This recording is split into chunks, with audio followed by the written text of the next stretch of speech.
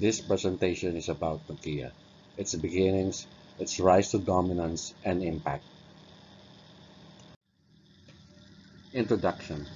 Nokia has its roots in Finland in 1865, started as a pulp mill and known for its rubber products, progressed into the mobile phone industry in the 1970s until 2013 when it sold their mobile phone unit.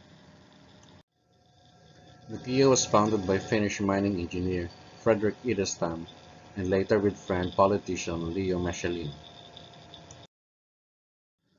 This is the first Nokia paper mill plant in 1865 in Tampere, established by Idestam together with friend Michelin. It is the second plant at a town named Nokia, where the founders got their company name. By the start of 1900s, Nokia partnered with Finnish Rubber, selling rubber boots and tires, and Kapalitidas, a cable company. This is a photo of an old Nokia store selling rubber boots. In 1967, Nokia, Kapalitidas, and Finnish Rubber Works merged into one company, Nokia Corporation. This logo was first used in 1967 with its three arrows representing the three companies in the merger.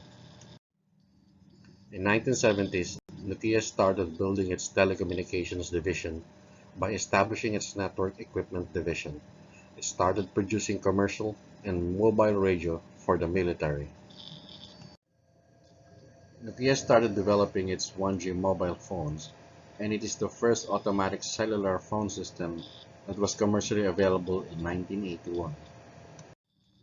And in 1987, it launches its first mobile phone called Nokia Mobira Topman, the world's truly mobile phone. Its brick factor design made it heavy at 11 pounds. The Nokia 1011 was developed and made commercially available with 2G networks, which Nokia helped develop in 1967. It supports voice calls, international roaming, and text messaging, a new service.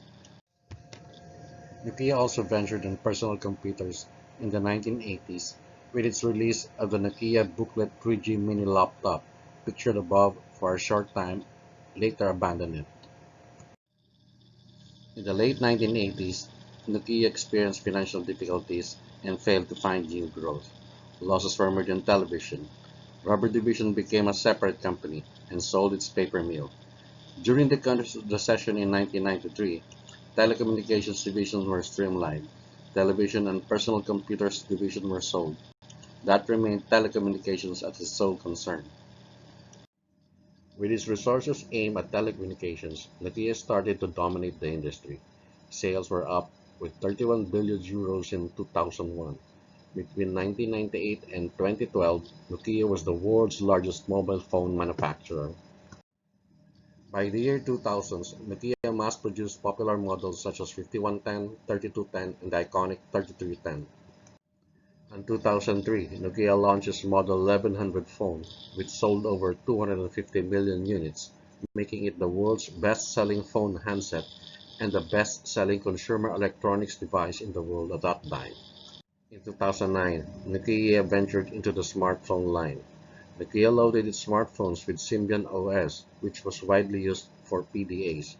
Until 2011, it gambled on Windows OS after Symbian failed to compete with the competition. By 2011, Nokia lost its market share to competitors. Popular smartphone makers like Samsung started using Google's Android, which is more touchscreen friendly than Symbian, which has no major changes. Microsoft partnered in 2011 and put in their Windows OS, but it still lagged behind Android OS, which supported popular Google apps like Gmail and Maps. And customer in time aligned themselves with Android or Apple's iOS. After the failure of Windows experiment, Nokia's mobile business, including its patent, was sold to Microsoft for 5.4 billion euros in 2013. Loss of revenues in billions of dollars forced the company to close factories worldwide and lay off tens of thousands of employees. What went wrong? Symbian was not touch-intuitive and not responsive to customer demand. The ever-evolving Android OS was the choice of smartphone manufacturers like Samsung. The use of inferior Windows OS against superior Android sealed its fate in the mobile phones industry. Compared to Apple or Google engineers, Nokia fared badly in development and research of operating system. Nokia today. After restructuring and loss of its mobile business, Nokia is in building network infrastructures for service providers, imaging and sensing, research and science development, investing, software development, and underwater network solutions. Majority of its operations are based in Finland and contribute significantly in the country's economy. People behind Nokia. Made public by Michelin in 1871 and named the company Nokia AB. In 1967, Westerland merged the three companies to Nokia Corporation. 1992 marked the global rise of Nokia's mobile phones under Olila. And after a failed Microsoft merger, Elop sold Nokia's mobile phone entity to Microsoft Corporation. When Suri became CEO in 2016, he set his sights in other fields like development of 5G networks. After Elop, a Canadian, and Suri, a Singaporean, Nokia went back to local and appointed its current CEO, Pekka Lundberg. Pictured here is the current Nokia corporate headquarters at Espoo, England, where 1,000 employees work. Legacy of Nokia. No doubt Nokia left a mark in the mobile phone industry. With its durable, basic phones, it sold over hundreds of millions of units all over the world, and everyone on Earth has it or wanted one. Its phones are on 7 of the top 10 list of phones sold all time. Currently, Nokia phones are still available, but it's not as dominant as before.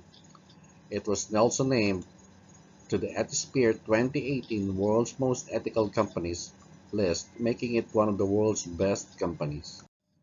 In their website, it says, "We create the technology to connect the world."